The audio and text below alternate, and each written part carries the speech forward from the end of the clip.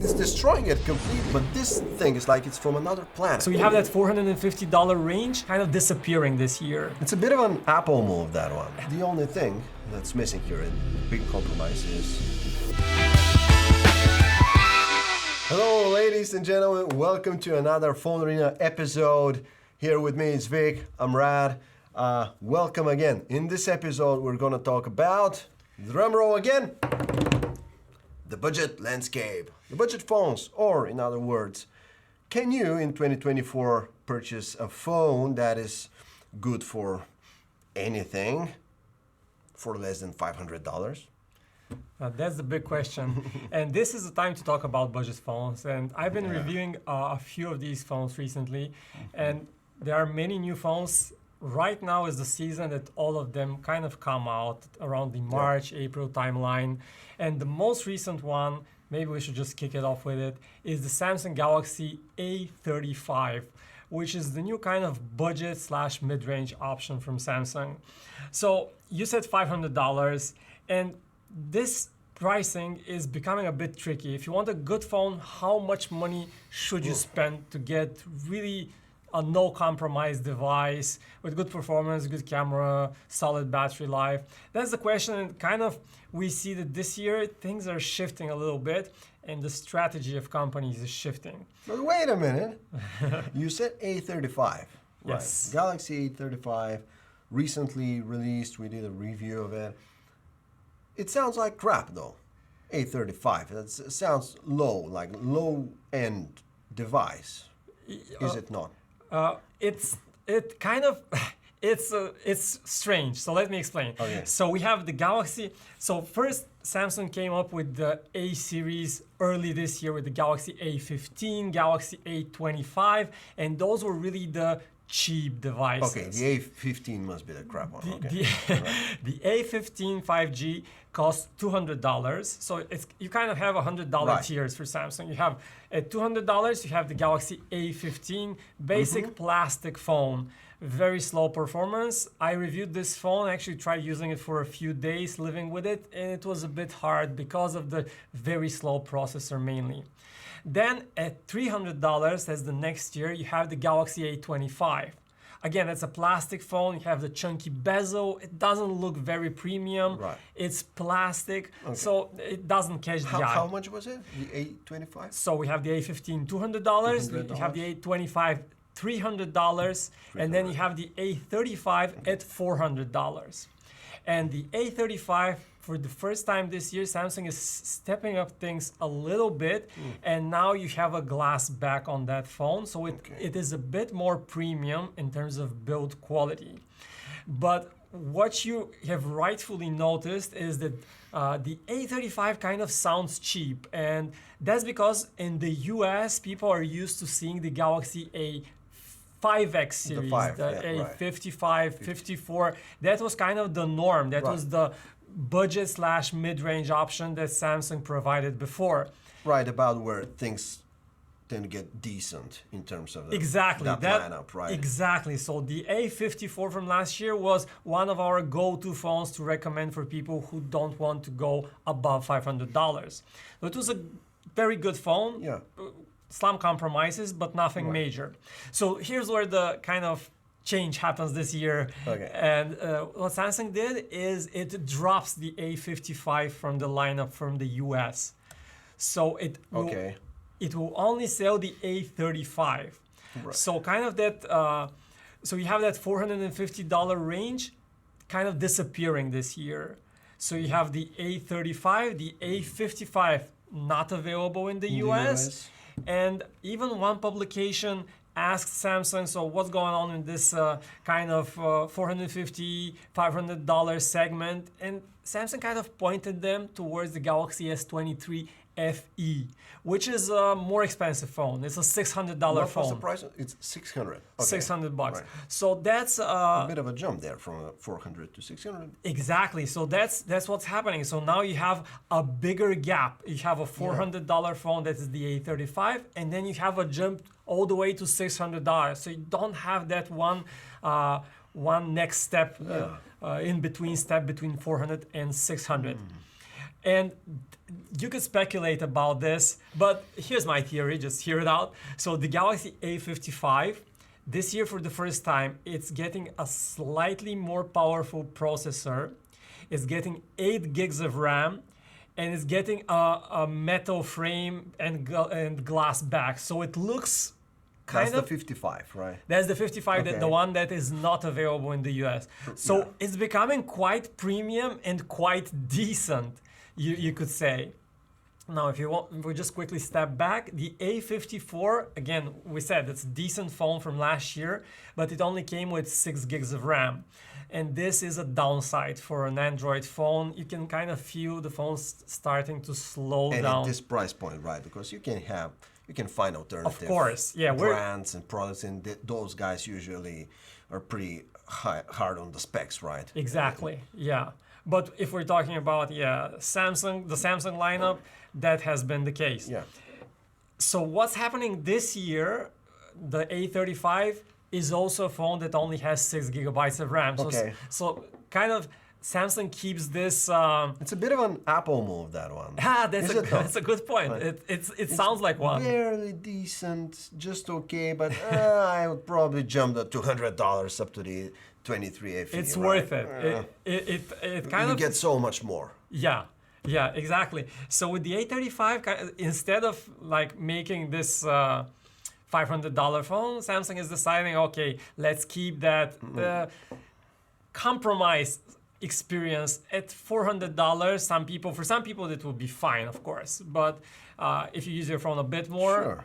then you would want to go to the Galaxy S23 FE. That's where you have the slightly faster processor, you have 8 gigs of RAM, you have all the bells and whistles for a good mid-range phone. And what was the CPU on the FE? So the S23 FE, it comes with a Snapdragon 8 Gen 1 chipset in the US, which is again, flagship grade chipset. Huge jump from the A35 Exynos. Exactly. So we see this kind of shift for Samsung's strategy. It is pushing people towards this more expensive $600 phone experience, at least the people who care more about their phones. If you care about your phone, you're gonna get the FE, right? If you don't care about it, just fine. I'm gonna use whatever, right? You just get the A35, all the same, doesn't matter. Right. Yeah. Okay. So, but interestingly, that is only the strategy for the US. And in other markets, like in Europe, it keeps the A35 and the A55. Both are available. But yeah, that's just the approach that Samsung Interesting took. approach To the US market. Exactly. So yeah, that was interesting to see. And the A35 just arrived on the US market, and you can get it for $400. It's Available. pretty decent, aside from the very, very mid-range chipset, which is the Exynos 1380. Yeah. And if you take a look at the benchmarks, the picture is immediately clear. Like, it's nowhere near the Snapdragon Gen 8. The Snapdragon 8 Gen whatever. Basically, it's so much behind. Oh, decent describes it perfectly. It's not great. It's not very good. It's just decent. But aside from that, though, it has high refresh rate screen, and it's not 90 hertz, it's 120 hertz screen, which is pretty good. Yeah, Samsung has been using this 120 hertz refresh rate on its smartphones, even in the cheaper models. So that's nothing new, actually, and that's at a certain point, I think Samsung realized that that's a good marketing/selling point. But if your processor is just too slow, at the end of the day, the 120 hertz refresh rate doesn't make that much of a difference. I noticed while using these phones and reviewing them. Oh, really? Yeah, the A25, for example, it also has the 120 hertz refresh rate, but it's a bit choppy because of the slower processor. What about if you just browse through menus, scroll, lists, whatever? It's better than a 60 hertz phone, that's for sure, but you still notice the slowdown from the slower processor. You cannot experience the maximum benefit of the high refresh rate screen because of those choppiness and dropped frames and so on. Right, yeah. And what about the battery on these phones, though? Let's take the A35. It's got 5,000 milliamp hour battery, right? So quite big. Yeah, so Samsung is using the same 5,000 milliamp hour battery on most of its phones. The A25, A35, A55, all of them come with the 5,000 milliamp hour battery. The processors are kind of frugal, so they do well in terms of battery life. Nothing extraordinary, just again, a solid average performance, more than a day, enough for most people. So I would say battery life is not a problem on these phones. Got it. Okay. Okay, so at $400, pretty decent performer all around, except for that one thing, which is probably be a deal breaker for everyone, like from our community, right? Yeah. If you're coming to read PhoneArena, you're probably gonna have a big problem with that performance. Yes. Out of the Exynos 1380. All right, and speaking of the Samsung strategy, I want to jump to our next topic here. And this is another company that has done something new in terms of its strategy in the mid-range. And that is a company we've been hearing less about these days, OnePlus. So OnePlus is making flagships, right? But in the past few years, it hasn't Making released flagship killers. flagship killers. That is right. To be exact. Yeah, but it hasn't been making mid-range phones. Wait, it's got the Nord line, right? Yeah, it's got the budget Nord lines. Stuff. Yeah, it's a strictly cheap phone. Let's call the Nord is more on the cheap end of things. Right. Okay. And now it has released a very special new phone. And that one is called the OnePlus 12R. We have it right here. We've reviewed it. And it carries the flagship name. So it's not a Nord, it's a 12 series phone. So it's a flagship grade phone, but at a $500 price. Just $500 for that, right? So what we have here is pretty special, and that is the chipset. You have the Snapdragon 8 Gen 2, which is the flagship chip from last year. Same as on the Galaxy S23 It's still pretty series. great, right? It's amazing. It's super fast. This chip combined with the typical OnePlus smooth optimization. So you can see there is absolutely no lag. It's got the 120 hertz, right? 120 hertz, smooth refresh rate. It is a great performer. And if you look at the benchmark charts, now compare this $5 phones to the Galaxy A35, it's two different worlds. It's destroying it completely. Yes. I mean, one is $400, okay. Yeah. $100 cheaper. But this thing is like it's from another planet. Yes. When you take a look at everything. At least when you look at the processor. And that is what matters actually in a phone, because after a couple of years using it, your phone starts to slow down. The processor starts to matter more and more over the years rather than less. Yeah. And the design is also pretty cool. I like the design. It has a beautiful camera. It has this nice blue color.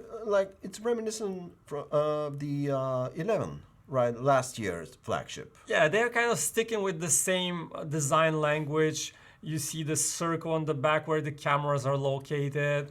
It's a really beautifully crafted phone. It uses premium materials also. It's made of glass, aluminum. It has that glossy panel glass on the back. That's why it reminds me of the 11, because it had the glossy glass. That's true. Because now the 12 has a matte back, right? Yeah. And this one is a bit of a fingerprint magnet also, but probably gonna slap a case on it. But anyway, it looks good. It has the mute switch, typical for OnePlus phones. And I've been using it. I love this phone, and I think it also has one advantage over all other budget phones. No other budget phone has truly fast charging. Okay. So this one is super fast. It supports... But wired or wireless? Now, I'm talking about the wired charging specifically, which is the Super VOOC standard by which Oppo and OnePlus uses. It comes with a charger in the box, so you have everything included, and it's super fast. It charges in about half an hour. And it comes with a fast charger in the box. Yes, so that's included. So it's a pretty good deal for $500. Does it have any compromises? That's a good question. I would say that probably not, unless you really value the camera experience. All right, so when it comes to the cameras, you see these 4 holes here. One is just for the flash. One, of course, is the main camera. You have the ultra wide camera, only 8 megapixel resolution. So you're already starting to see that we have one compromise with resolution. And the third one is a quite useless macro camera. Oh no, it's not a telephoto. it lacks a zoom camera. It lacks a telephoto camera. Does it have the like sensor crop at least for like 2x zoom in? I don't think it does. I think it supports like a 2x mode, but I'm not sure it does the same camera magic as the flagship phones do. And basically, you can learn a lot about this camera if you look at our camera comparisons. We have a lot more detail there, and you can compare it to other phones, and I encourage you to check it out. It's a nice webpage. You'll find the link to this in the description, I'm sure. And that is the OnePlus 12R. $500, great value, new entry for OnePlus in this $500 segment, and very aggressively priced towards the US market. Very aggressive, $500. I mean, and here again, we see a bit of a double standard, because for the US market, this phone costs $500, and in other markets like Europe, it's way more expensive. So OnePlus has different pricing, but let's not complicate things even further, I think. So let's just stick to what we learned so far about the OnePlus 12R, and maybe you guys can check out also our review and learn more about it there. It's definitely worth it for the US market, especially like $500, that is. At least to me, it sounds like a great deal. It's a great deal. And speaking of newcomers to this budget/mid-range space, we have another phone which is new and it is very quirky. That is the Nothing Phone 2A. Oh my. So Nothing, if you don't follow the industry close enough, is a new company that just started making phones like 2 years ago. It's founded by Carl Pei, which was one of the main actors in OnePlus. Serial phone startup creator. You Carl could say Pei. so. Definitely, and great track record also, because very successful with OnePlus. Absolutely. And this Nothing Phone 2A looks very different, and this is kind of what Nothing does. It creates... That's called their whole thing, right? This transparent thing where you can see through as if you're looking in the internals. Exactly, yeah. And I like this one, the way this one looks, because just look at those quirky cameras. Quirky is like, I don't know, sounds a bit too positive to me, quirky. But yeah, you're right. No, it's quirky. Some would say it's ugly. I won't disagree, but some people may like them actually, and it's in what they do. They want to make something stand out, something different, something that's a bit shocking. This is different. It's shocking. So that kind of imitates the heat pipes inside, right? But is it the real heat pipes that you're looking at? No, I don't think so. It's the real. I don't think that it's the real heat pipes. It's just an illustration they kind of put out here for everyone to see. But you have the glyph here, which are these lights that shine. And for example, if you have a timer, you can see it kind of expire here. So they have some limited use. And when your phone rings, the phone also goes bling bling. But you gotta leave it like face down. You gotta leave it, yeah. Okay. Exactly. And this one, the Nothing Phone 2A, came out recently, maybe a couple of months now. And it cost $350. So a really good price. Downright cheap, I would say. But one thing about it is it's not widely available in the US. So you have to go through some hoops in order to get it. You have to register on the OnePlus website. It's not difficult. It just takes some patience. And you have to be invested and you have to know about this device. What do you mean though? Like if I'm a user and I want to purchase this one, can I find it on Amazon? I think it should be available on Amazon as well. I'm not sure about it, but I'm sure that you can get it over at the OnePlus website. So just the Nothing website. The Nothing website. Okay. But you gotta register and do something. You just have to register, and it's a simple process. It's not that difficult. Not that difficult, yeah. Okay. But you cannot buy it at a carrier yet. Yeah. And that's the first Nothing phone that is available in the US though, right? So not quite. We have the Nothing Phone 2, which was released a bit earlier, and it's a higher end phone. It's a higher end. Is it like a flagship grade thing? Not quite, but it's a decent phone. It's a $600 phone in that price range, and it gets a much faster chipset, much better camera system. This is their budget model. They are A series, just like Pixel has Like the the A Pixel. series. Nothing also has the A series. But it has a few firsts that are exciting. Now, of course, you have the glyph interface. What's also exciting about this is the way Nothing treats software, and the way they want to stand out in the market is they want to make you more understanding of your phone use and more conscious about the way you spend your time on your phone. So you see this here monochrome icon pack, which is something you can probably get on the Play Store also, but it's made by Nothing. It's all optimized, and No. Like, it's hideous. Is it not? Well, depends on your taste. You could call it hideous. You can call it quirky. You can call it minimalist. You can call it minimalist. Simple.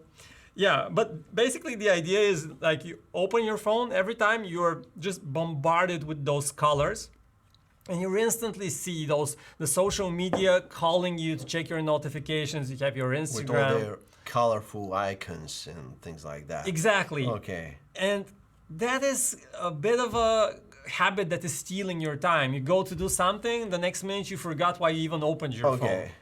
So that's a great way to like explain why you have that hideous UI. Look at it. Look at it. Like, there's zero design work here. Just maybe they download it from a website and purchase. I think the Nothing engineers will hate you after this. No, I mean, okay, that personal opinion. Okay, personal opinion. Like, they maybe download it, but maybe it's like a free icon pack from some website.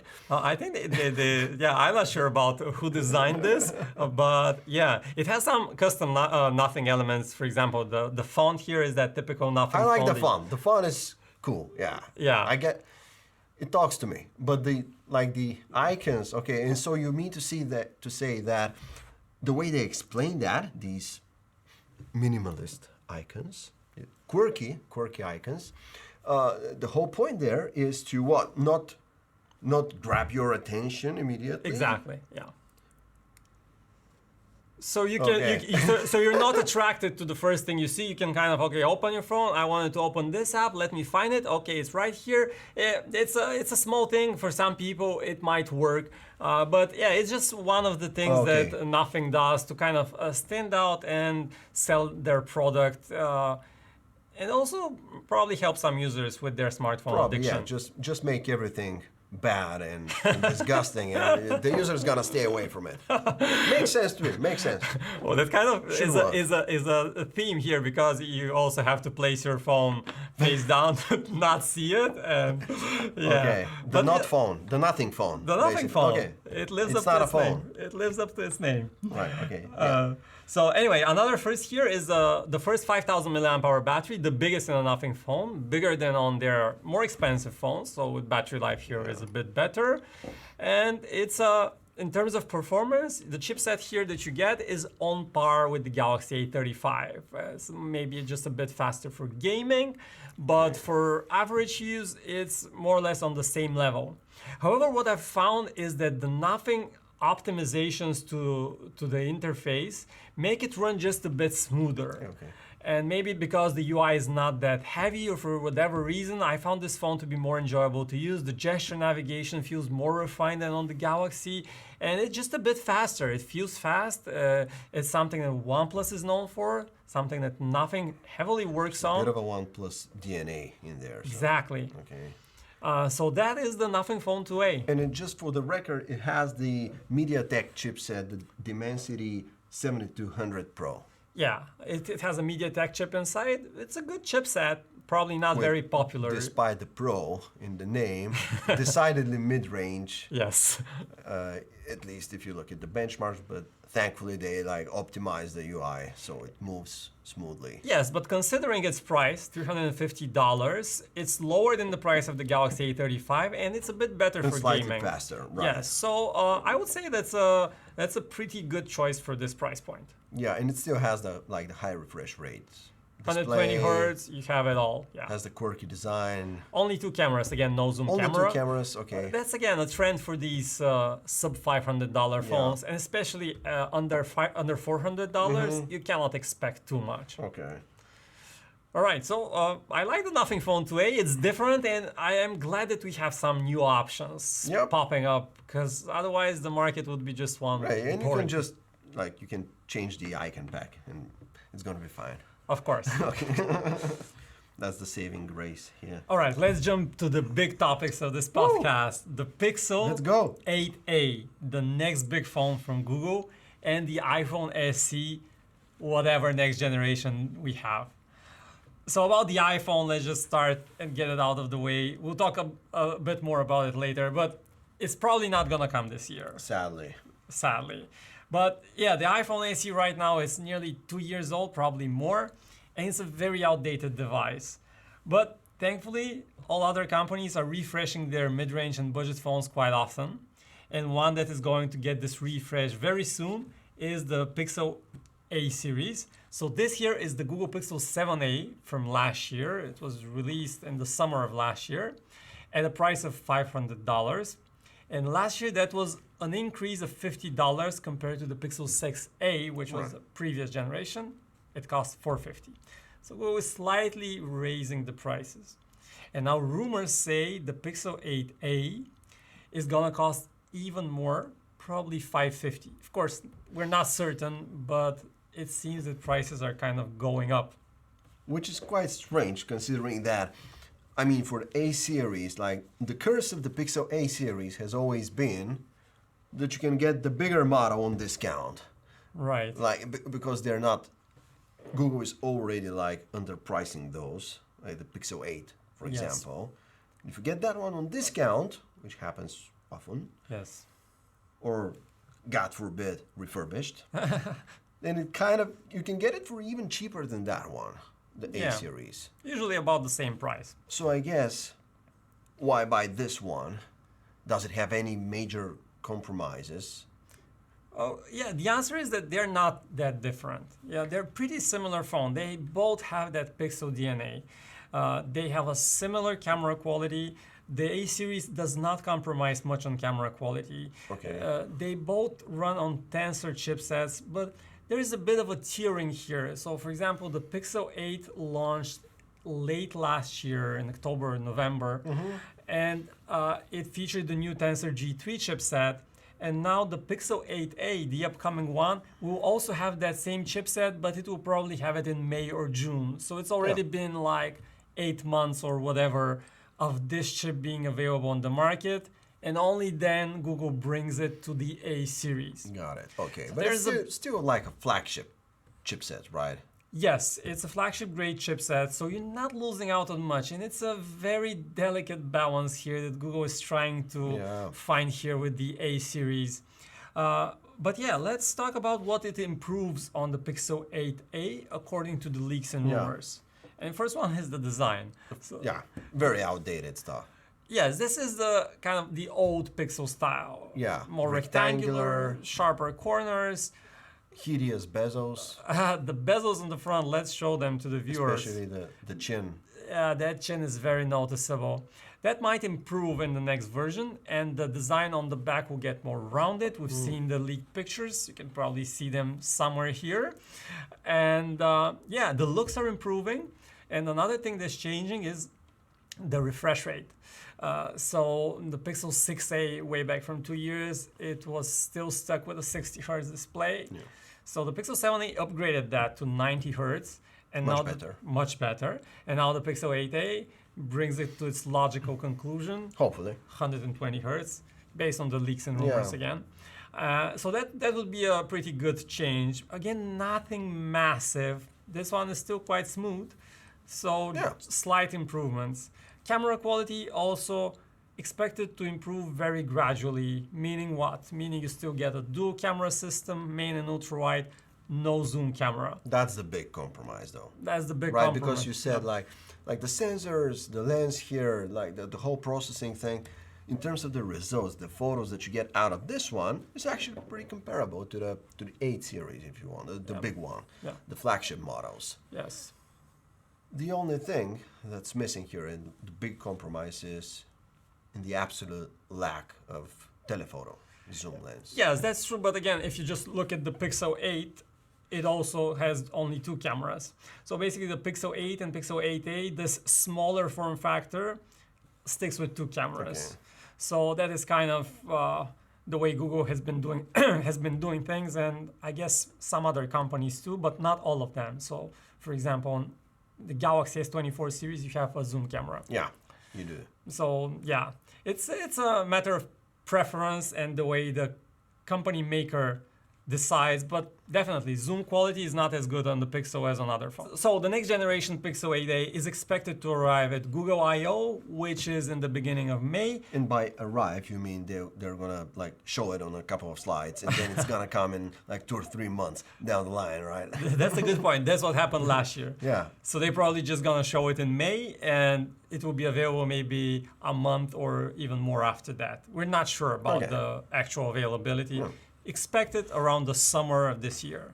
Hopefully, it's still the same price of $500. Yeah, but don't hold your breath for that. Sure, yeah, because word is they're gonna increase it. Yeah.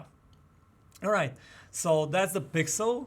I want to say that the Pixel still has that thing with the camera at this price range. It's still in our PhoneArena camera score where we test all phones in depth.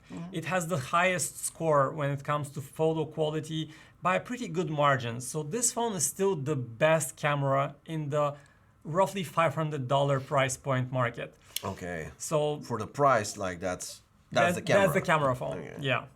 All right. Next up, let's talk about iPhone, and specifically the iPhone SE Special Edition. Special edition started off as the mini phone Yeah. way back when, and then gradually transformed into the budget iPhone, Yeah. pretty much. And so I hoped we're gonna see the new SE this year because I like the SE. But unfortunately, where it is, they're gonna delay it again.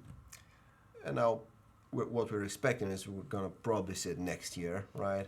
Yes. No new iPhone SE for you this year. No new iPhone SE, okay. I wasn't gonna buy it either way, but still. So what about it?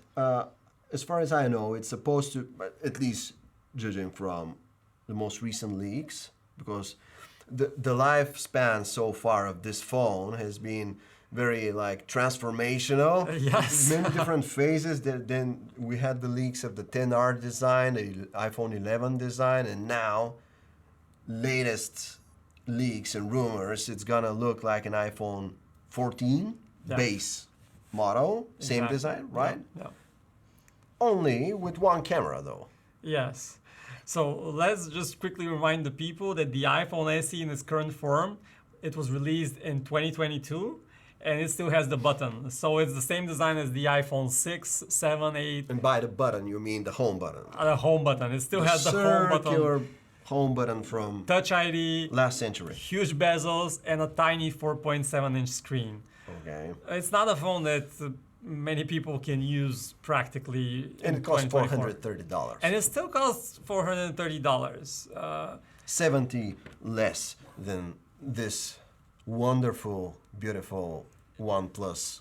Look at it. It's just Yeah, it's a huge from the difference. future. It's from the future compared to the SE. So the current SE not only has one camera, it has the outdated design, also has a tiny battery, and on our PhoneArena battery score, Ooh. the iPhone SE is at the bottom of the rankings. So it doesn't last long, and especially after you use the phone for a couple of years, the battery life will drop even quicker. So it's not a good phone. It's not a phone that It's like a sub 1 day of battery phone. that's true. Exactly.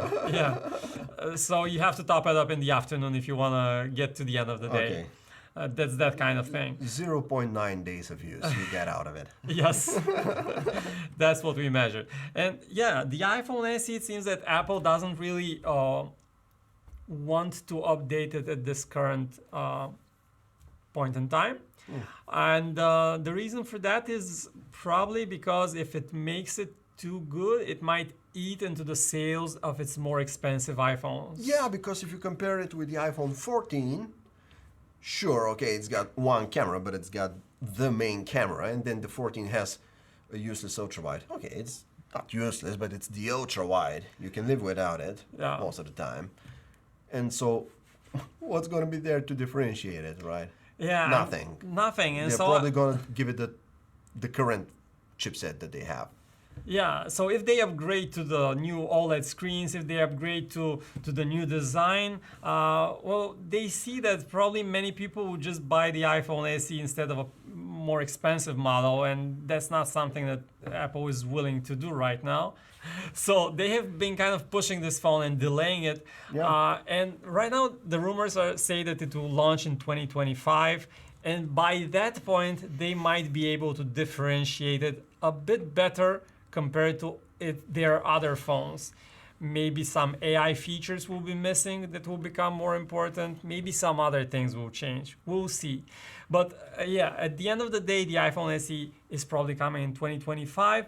It will roughly look like an iPhone 14, probably, but just with a single camera. And that's the story on the iPhone SE. Just don't expect a new model.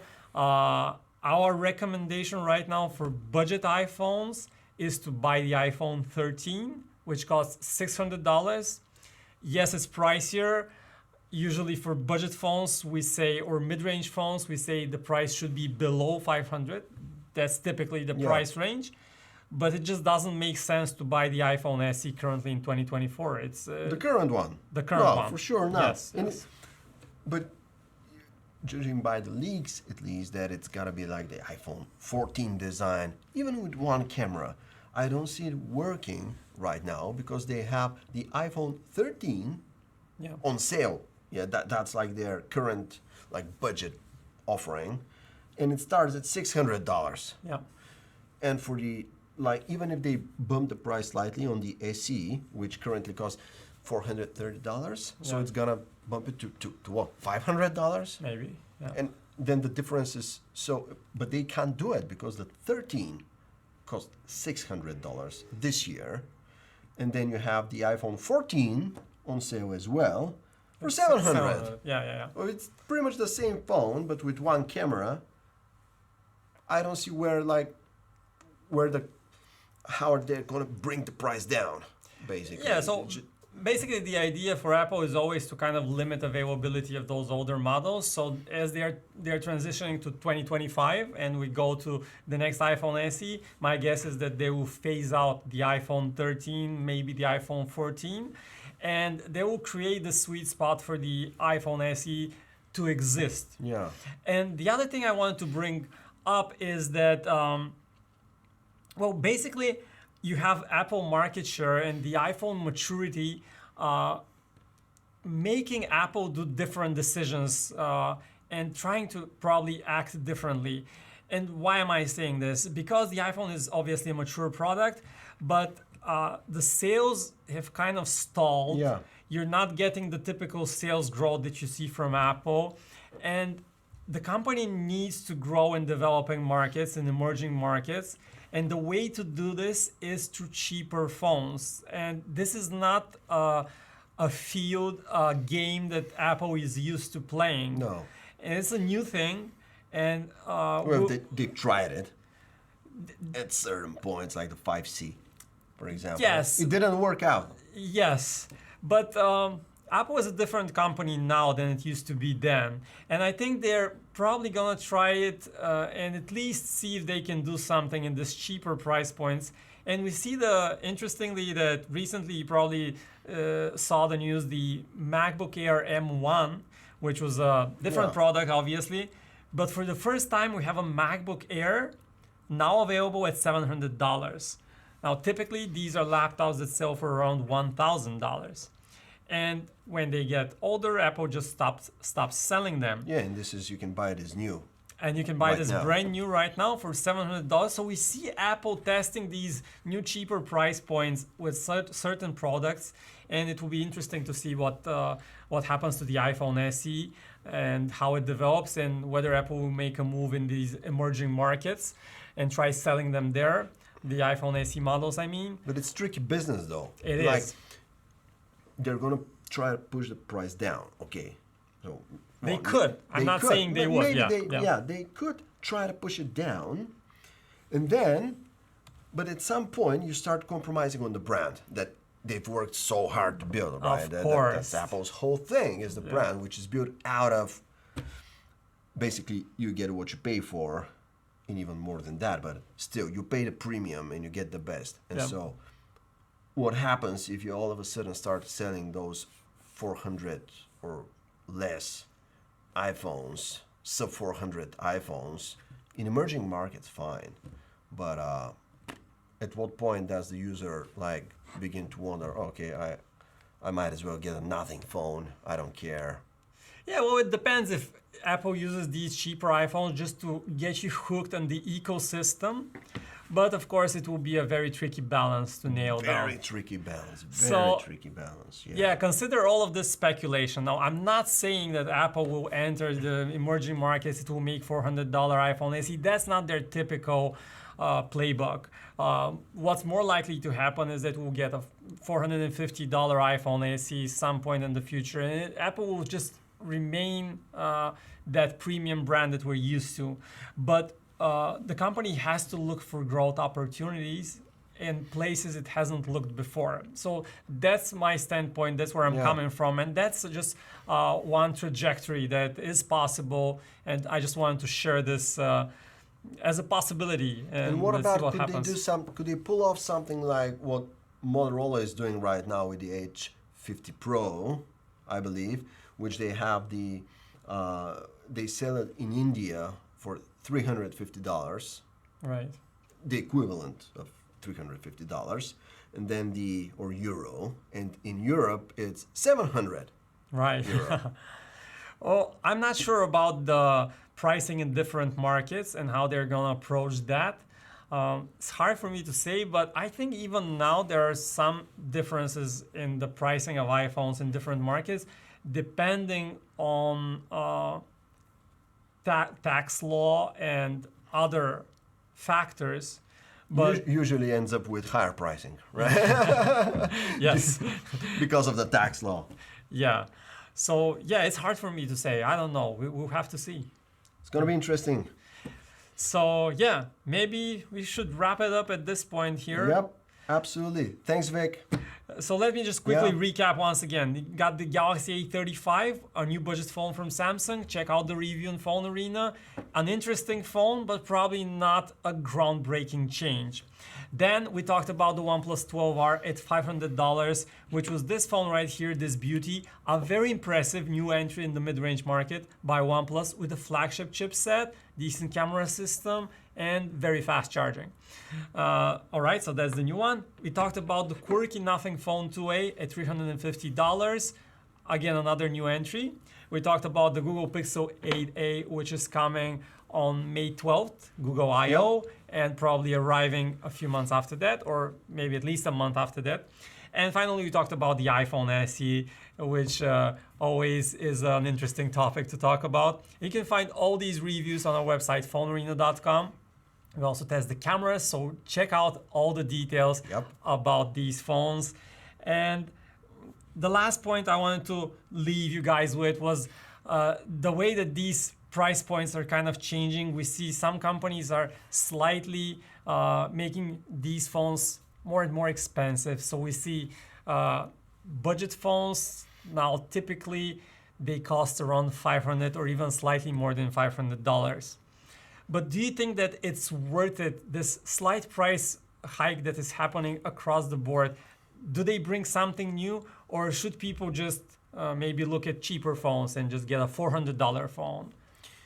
Yeah, I mean, obviously it's going to depend on the perspective and the use case, but what seems to me is that at this point in time, 2024, if you're like a phone maker, you just cannot make even a budget phone experience that is not compromised in some major way in the like sub $500 mark. That is what I'm getting from all of this.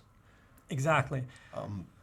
The Pixel is $500. Yeah. And Google is consistently underpricing their products. So we can use them as a reference Yeah. because You might say like, oh yeah, but they want a big margins.